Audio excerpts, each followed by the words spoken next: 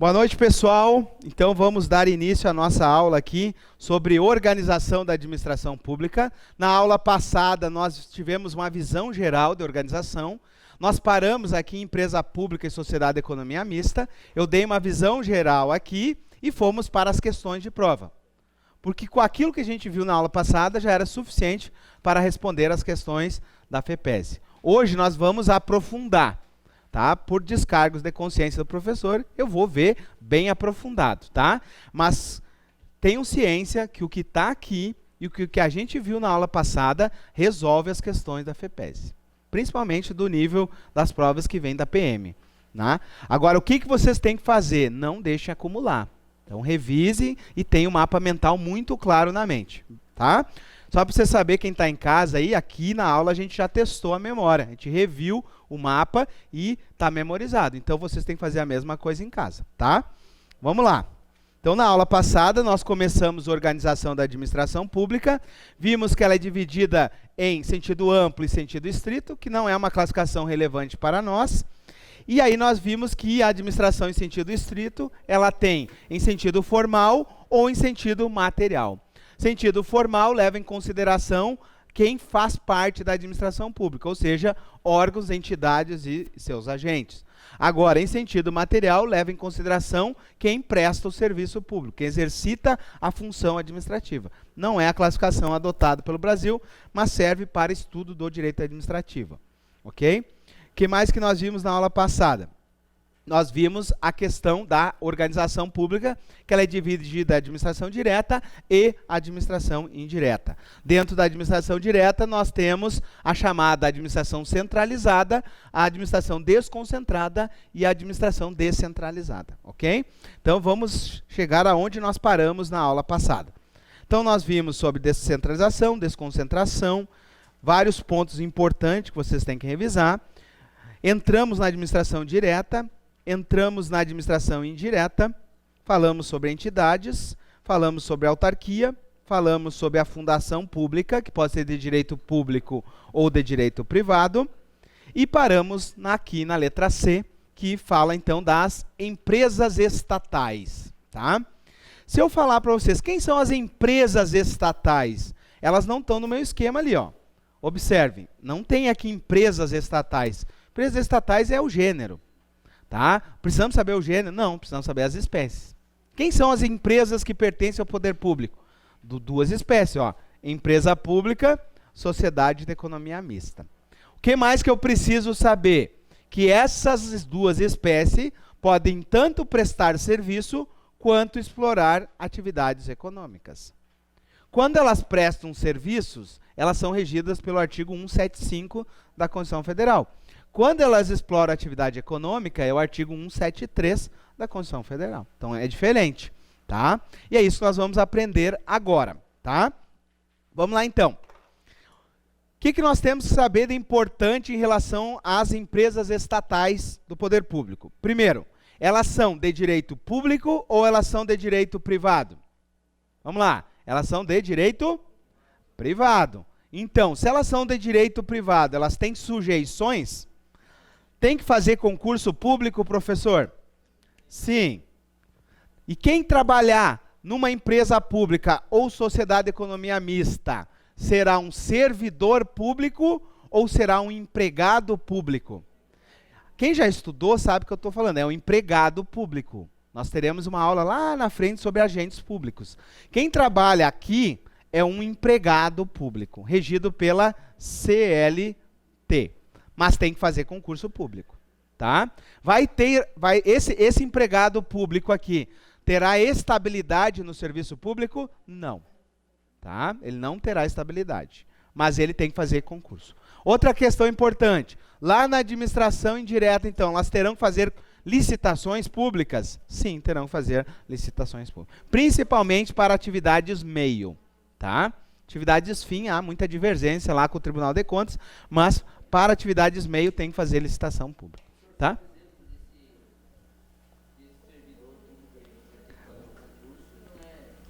Quando tu vai no Banco do Brasil, todos aqueles que estão lá dentro são empregados públicos. Quando tu vai na Caixa, quando tu vai nos Correios, quando tu vai na Epagre, na Cidasc, na Casan, na Celesc. Não tem estabilidade, mas eles fazem concurso. A demissão deles tem que ser motivada. Então eles podem ser demitidos, sim, por motivação. Tem que ter um processo onde motive, não pode simplesmente mandar eles embora. Mas eles não têm estabilidade que nenhum servidor tem. Tá? Isso é ruim. Não, os agentes de saúde são agentes temporários, é outra categoria que nós vamos ver mais à frente. Tá? Então, é outra questão, agentes endemias, agentes de epidemia são outra categoria à parte. Nós vamos aprender sobre os agentes temporários do DEAP, do DEASE, sobre os professores ACT, é outra categoria. Nós vamos aprender que existe o servidor, o empregado e o agente temporário. Tá? Então, um ocupa cargo, outro ocupa emprego e outro ocupa função. Quem já foi meu aluno sabe que tem um esquema disso aqui. Tá? Então, cena dos próximos capítulos. Tá bom? Então, vamos lá. O que eu quero que vocês saibam agora? Essas empresas públicas e sociedades de economia mista fazem parte da administração indireta? Sim. São entidades? Sim. São criadas por descentralização? Sim. São pessoas jurídicas de direito privado? Sim. Olha aí as perguntas da FEPES. Tá? Então tem que estar na ponta da língua. Tá. O que nós vamos aprender agora? O que tem de comum entre elas? Tá? Vamos lá então. Elas são consideradas um regime híbrido. Por que híbrido, professor? Porque quem está desse lado aqui, ó, é público. Quem está desse lado aqui é privado, mas é híbrido. Por que é híbrido? Porque não é um privado puro. O que é um privado puro? É o Temis. O Temis é uma empresa privada. Agora, uma empresa pública, ela é totalmente pública ou ela respeita o LIMP? Pode acontecer uma improbidade lá? Tem que licitar? Tem que fazer concurso público? Então ela é híbrida. Então ela não é 100% privado. Entenderam isso? Por isso que a gente chama que esse lado aqui, ele é considerado um lado híbrido. Não é um 100% privado. Tá? Então essa é a diferença entre uma empresa privada e uma empresa que pertence ao poder público. Tá? Então se vocês conseguirem entender isso, vocês entendem que aqui tem dinheiro público, e se tem dinheiro público aqui, pode ser fiscalizado. Tá? O Banrisul é eu acho que é uma sociedade de economia mista do estado do Rio Grande do Sul. Aqui nós tínhamos o Badesc, vocês lembram? O Badesc era do estado e foi privatizado. Besc, desculpa, Badesc, é Besc, né? O Badesc ainda existe, né? O Badesc é de investimentos, é o Besc. Existiu o Besc aqui, que foi privatizado em 2012, 2013, por aí, tá? Beleza, então? O que vocês têm que lembrar daqui, ó? Olha essa pergunta. Essas empresas públicas, sociedades de economia mista, emitem atos administrativos? Sim. Então podem sofrer, por exemplo, um mandado de segurança aqui? Sim. Tá? Toda vez que houver aqui, né, um abuso de autoridade, por exemplo, cabe um mandado de segurança. Tá? Vamos lá. O que nós temos em comum entre as duas aqui? O que nós temos em comum? Eu não precisava nem olhar o que está lá. O que tem em comum? Ambas fazem parte da administração indireta. Ambas são entidades, ambas têm autonomia, ambas têm personalidade, ok? Ambas são criadas por descentralização. Características comuns, ok? Ambas têm que fazer concurso, têm que licitar, tá? Então vamos lá, ó. Características comuns. Enquanto eu vou lendo, vocês vão olhando o mapa mental ali. Características comuns. São pessoas jurídicas de direito privado, fechou? Ó, pessoa jurídica de direito privado. São autorizadas por uma lei específica. Fechou? Podem tanto explorar uma atividade econômica quanto prestar um serviço. Essa questão a FEPES não cobrou, mas na prova da ordem já caiu 2 vezes e arrebenta com os alunos. A questão é o seguinte, somente, olhem comigo aqui, vê se está certo o meu esquema. Somente as empresas públicas somente prestam serviços. As sociedades de economia mista somente exploram atividades econômicas, tá certo? Tá errado. Por quê? Porque o ponto é para ambas, ó. Então, ambas podem prestar serviço ou explorar atividades. Não é uma coisa nem a outra, tá? A FGV já cobrou 2 vezes na prova da OAB, mas a FEPES ainda não viu isso. Vai que na próxima ela veja, né? É uma baita questão de prova, tá? Outra questão de prova que a OAB já cobrou, tá? É o seguinte, essa lei específica aqui, ela é obrigatoriamente uma lei complementar? Não, ela é uma lei ordinária. Como que eu sei isso, professor? Quando a gente leu aqui, dizia assim, ó, somente uma lei específica cria e autoriza. Quando ela fala lei específica, é lei ordinária. Isso, é uma lei ordinária. Porque quando a Constituição quer complementar, ela diz. Tá? Então vocês vão ver várias vezes, inclusive eu li ontem aqui, ó, que ela fala em lei complementar aqui, ela diz que a lei complementar vai definir a área de atuação das fundações. Lembra que eu li isso? Mas a frase começa, a lei específica, né? Somente por lei específica. Então quando fala lei específica, é uma lei ordinária. Essa questão aqui já caiu 2 vezes na prova da ordem e não caiu na FEPESE ainda. Uma baita questão também. Rebenta, né? Se cair aí, rebenta a maioria. Tá? Então, como a gente está preparando para o 10 é isso. Tá? Vamos lá. Então, elas podem tanto explorar atividades econômicas quanto prestar serviços. O que eu pedi para vocês memorizarem? Quando elas exploram atividades econômicas, é uma exceção. Em 2 hipóteses apenas. Quais são? Segurança nacional ou relevante interesse coletivo. E quando elas exploram atividades econômicas, elas não gozam de privilégios fiscais que não tem também no setor privado. Então, por exemplo, o setor público não pode dar uma isenção de ICMS, por exemplo, para o Banco do Brasil e não dá para o Itaú, para o Bradesco, para o Santander. Por quê? Porque elas estão no setor privado, elas estão competindo. Então, não posso tratar elas de forma diferente. Agora, desse lado aqui, por exemplo, a Universidade Fronteira Sul, ela paga IPVA dos veículos? Não, ela tem imunidade. Ela paga IPTU do terreno? Não, ela tem imunidade. Então, para quem é de direito público, aqui tem imunidade. Agora, quem é de direito privado não tem tratamento tributário diferente. Tá? Então, essa questão já caiu para procurador, a gente fez na última aula. Tá? Então, eu vou ler aqui para vocês depois. Tá? Tá no artigo 173, no parágrafo 2º. Já foi 2 vezes objeto de prova da FEPESE, não em provas de segurança pública, em provas de procurador, tá? Em provas de procuradores municipais. Caiu 2 vezes. Sim. Não, só que é o seguinte, ó, ela explora uma atividade econômica porque ela faz parte do poder público. Pensa aí, ó, quem que está explorando a atividade econômica? Banco do Brasil está explorando? Sim. Ele pertence ao poder público? Sim. Então, eu posso tratar o Banco do Brasil diferente do Bradesco e do Santander? Não, senão eu quebro com o Santander e com o Bradesco. Como é setor público, é setor privado, economia, eu não posso dar tratamento diferenciado para ele. Entenderam? Sim ou não?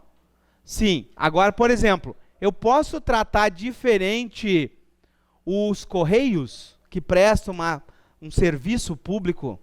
Posso tratar diferente. Está na lei isso? Não, está numa decisão do STF. Vou mostrar para vocês daqui um pouquinho ali. Tá? Então, quem explora atividade econômica é exceção.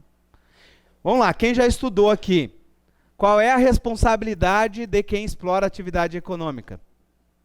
Subjetiva. É a única exceção. O resto tudo é objetivo. A única exceção que a responsabilidade é subjetiva é quem explora atividade econômica. Tá? Quiser anotar aí, que é excelente anotar isso. Tá? Quem explora atividade econômica, a responsabilidade é subjetiva. Vou botar aqui, ó, responsabilidade é subjetiva. O que significa isso? Que eu tenho que provar dolo, culpa, conduta, dolo e culpa, conduta, nexo e dano, dolo e culpa. Tem que provar tudo, né, para ter a responsabilidade delas. Nós vamos ter uma aula mais à frente sobre isso. Então, só quero que vocês tenham isso aqui anotado, que quando vocês reverem a aula, vai bater com aquilo que vocês já viram. Tá? Vamos lá, então. Até coloquei aqui no esquema, ó, porque quando vocês estiverem estudando, ó, quem presta serviço, a responsabilidade é objetiva. Quem explora a atividade, a responsabilidade é subjetiva. Vou completar isso com o quê? Com a aula de responsabilidade. Tá? Daí nós vamos fazer um esquema bem legal lá, que dá 100% das questões. Vamos lá, então. Continuando as características comuns das duas. Elas precisam fazer concurso público? Sim, e quem vai trabalhar nelas são regidos pela CLT, são empregados públicos, tá? Elas precisam fazer licitação pública? Precisam fazer licitação pública.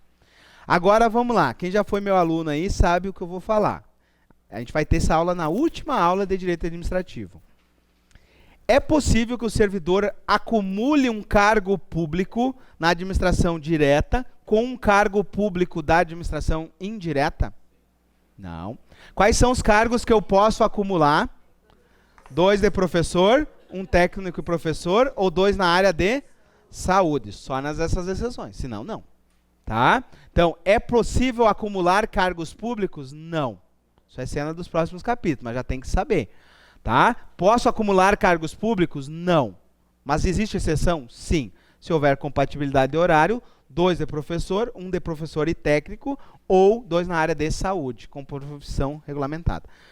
Tá? Só que o que vocês têm que lembrar? Essa vedação se aplica também à administração indireta? Se aplica. Se aplica também à administração indireta. Então, por exemplo, o professor André é técnico da Secretaria da Fazenda do Estado. Eu posso fazer um concurso para técnico do Banco do Brasil? Não. Eu não posso acumular 2 cargos técnicos. Professor, o que é um cargo técnico científico? O que não é da área de saúde e que não é a área de professor é técnico científico. Então é por exclusão, tá? Beleza. Outra questão importante aqui. Elas têm, por exemplo, prazos processuais diferenciados? Não, não tem prazos processuais diferenciados, tá?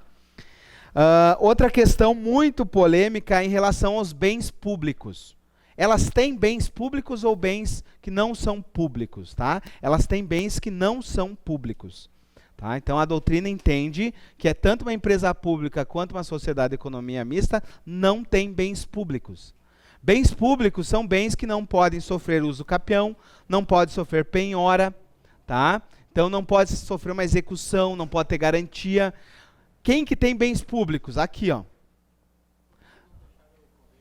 O correio é uma exceção. Vou mostrar para vocês depois, tá? Olha só.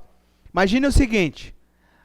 Vamos pensar o seguinte. A Universidade de Fronteira Sul perdeu uma ação judicial de R$200 mil para uma família aí que sofreu um acidente, tá? Como é que o juiz vai determinar o pagamento desses R$200 mil? A Universidade de Fronteira Sul é uma autarquia, tá desse lado aqui. Como é que o juiz determina o pagamento? Por precatórios, que vão durar aí até, se for no Rio Grande, é 30 anos para receber, né? Então tá, vamos pensar aí, de 10 a 20 anos para receber os precatórios. Isso quem é de direito público. E quem é de direito privado? Banco do Brasil causou um prejuízo aí. Vamos pensar o seguinte, clonaram o cartão de vocês, deram um prejuízo de R$20 mil, ou clonaram um cheque de vocês e saíram lascando o cheque aí, deu R$20 mil de dano, tá? Como que o Banco do Brasil vai ter que pagar? É por precatório? Não, é por execução fiscal. É a execução do juiz. O juiz vai determinar o pagamento. Ó, você tem 48 horas para pagar. Ah, se não pagar, os bens vão a leilão. Então, quem é de direito privado é igual ao setor público. Igual a uma empresa privada, desculpa. Tá? Então, os bens não são protegidos. Só que daí, o que aconteceu na prática? Teve uma situação onde os Correios que prestam serviço, os Correios são uma empresa pública que presta serviço, estavam indo com os bens a leilão. Os Correios estavam devendo uma determinada ação judicial e ia os bens a leilão. Aí sabe o que aconteceu? Eles trouxeram a tese de que quem presta um serviço público, os bens teriam que ser protegidos. Com a lógica de que o interesse público é mais importante que o interesse privado. E o STF acatou essa teoria.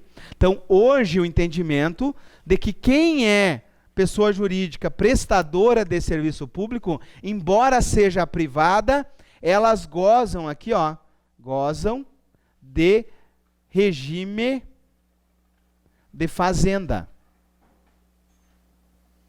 Portanto, os bens não vão a leilão. Vai ter precatórios para elas. Ok? Uma decisão do STF isso. Tá? Inclusive eu coloquei no material de vocês aqui. Precisa saber isso na prova da FEPES, eu acho que é muito avançado.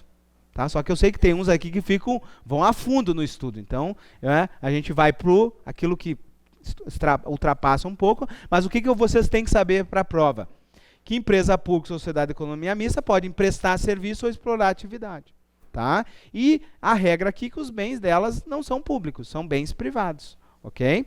Agora, se estiverem prestando serviços públicos, o STF disse, não, vamos proteger esses bens aí. Então, por exemplo, Os veículos dos Correios não vão a leilão. Numa execução, por exemplo, se os Correios estão devendo, vai ter precatórios. Daí vai sair do orçamento, né, lá da União. Tá? Beleza? Então tá aqui, ó. Diferenças entre as duas, então. Essas diferenças, nós fizemos as questões da FEPESE ontem e nós vimos que caem. Quais as características que eu tenho que lembrar? Uma empresa pública, o capital é 100% público. Na sociedade de economia mista, o capital é misto, público e privado. Quem tem maioria do capital? Poder público. Tá? O que mais que nós vimos? Se eu estou discutindo uma ação contra uma empresa pública, é sempre na Justiça Federal, se ela for federal. Se ela for estadual, na Justiça Estadual. Mas se ela é federal, Justiça Federal. Agora, se for economia mista, independente se ela é federal ou estadual, é sempre na Justiça Estadual. Outra característica importante que cai na prova que nós vimos, que é uma questão de procurador. As sociedades de economia mista, elas sempre serão SA. Sempre serão sociedade anônima. Sempre vai ter lá, se vocês olharem, por exemplo, pegarem o Banco do Brasil, é Banco do Brasil SA. Petrobras SA. Sempre será uma sociedade anônima. Tá? O tipo, né, empresarial dela. Aqui eu coloquei a súmula que diz, né, que sociedade de economia mista sempre será justiça estadual. Tá? Inclusive já usamos isso aqui na prática.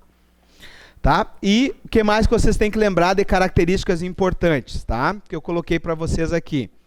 Quando ela presta um serviço público, o STF entendeu que ela vai gozar de regime de fazenda. Tá? É aquele asterisco ali que está aqui embaixo. Ó. Os Correios é serviço público indelegável, por isso goza de regime de fazenda. Os bens são públicos, têm imunidade tributária e gozam de privilégios processuais. Foi uma exceção. Tá? A FEPESE nunca cobrou isso, só para vocês terem uma ideia. Agora, FCC, FGV, CESP-NB, elas já vão aqui, direto aqui. Por quê? Porque é jurisprudência.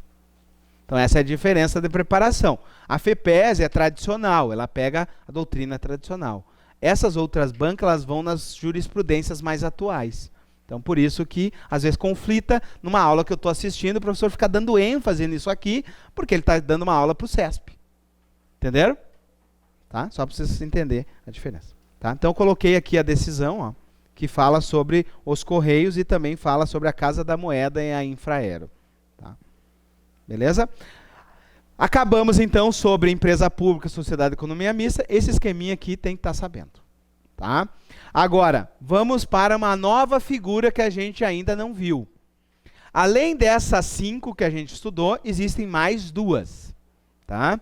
Existe o consórcio público de direito público, mesma coisa da fundação, tá?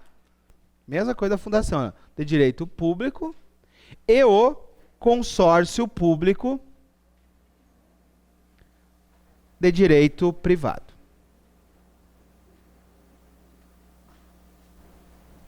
Qual a diferença do consórcio?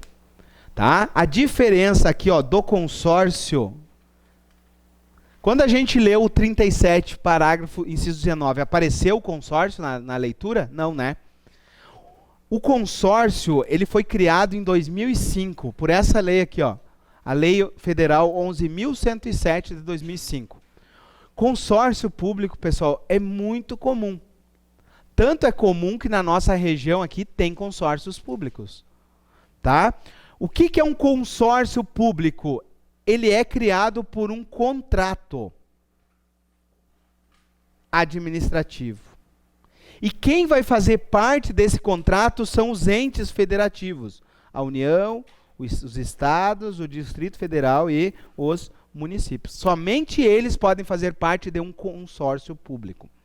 Exemplo, nós temos aqui em Chapecó, você já deve ter ouvido falar, né, dos consórcios públicos e também das associações de municípios. Já ouviram falar das associações de municípios? Associações não se confundem com consórcios. Tá? Existe aqui a fundação, como é que é o nome da associação aqui? A MOSC. Tá? Então, a MOSC é a Associação de Municípios da nossa região. É uma associação, é uma figura também criada para associar municípios. além da MOSC, existe outro tipo de associação, que a gente chama de consórcio público. Nós temos aqui o CEDEMA, que são consórcios municipais para meio ambiente. Tem vários municípios consorciados para a proteção do meio ambiente.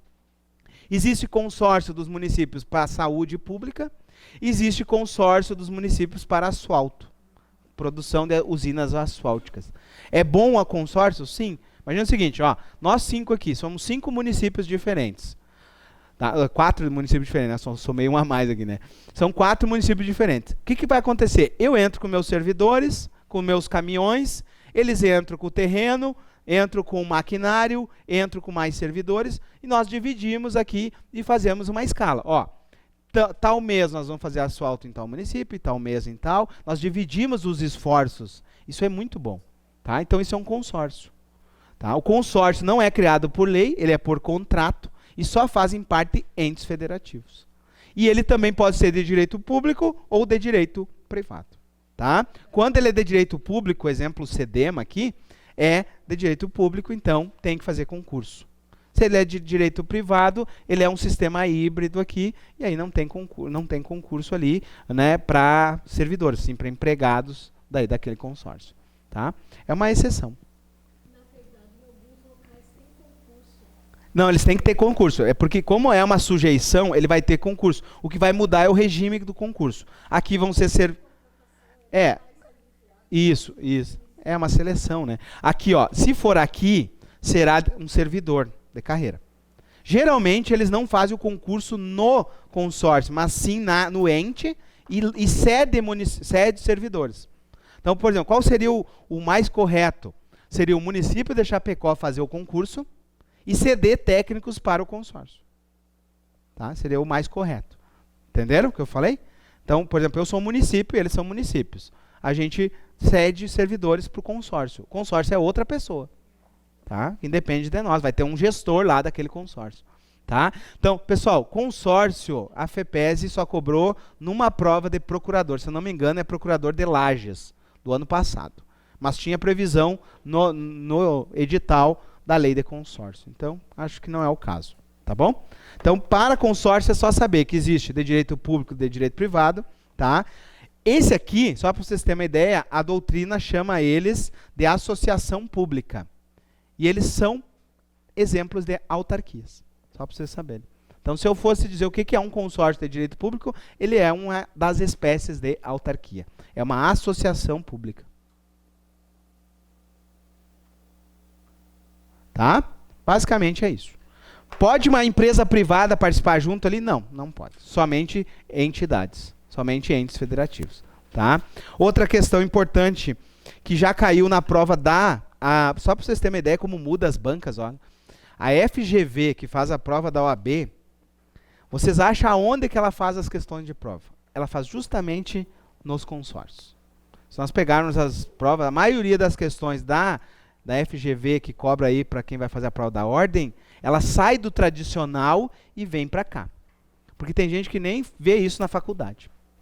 Tá? Então, consórcios públicos são cobrados pela CESP e pela FGV, principalmente. Agora, a FEPESE, uma única vez cobrou. Tá? Num concurso de procurador municipal. Então, essa é a diferença. Agora, eu vou fazer uma questão que caiu na prova da OAB. Inclusive, eu coloquei todas as questões da prova da OAB no final do material para vocês darem uma olhada. Serve para revisão. Tá?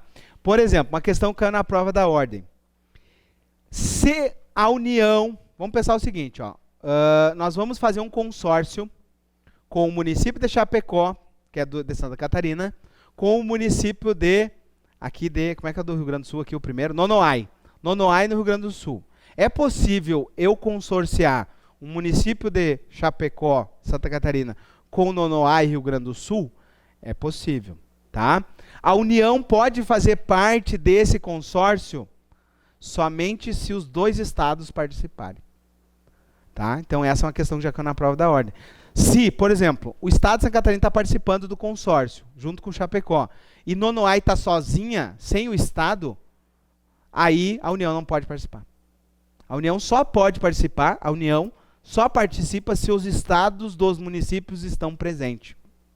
Essa questão já caiu na prova da ordem Só para vocês saberem, tá? Então é obrigatório que a União, ó, tá aqui inclusive o artigo, ó, artigo 2º, parágrafo 2º, artigo 1º, parágrafo 2º, tá? Essa questão já caiu aí em uma prova da ordem, tá? Mas para a FEPESE não. Vamos lá então. Além, pessoal, da administração pública, que nós acabamos agora, existe o chamado terceiro setor.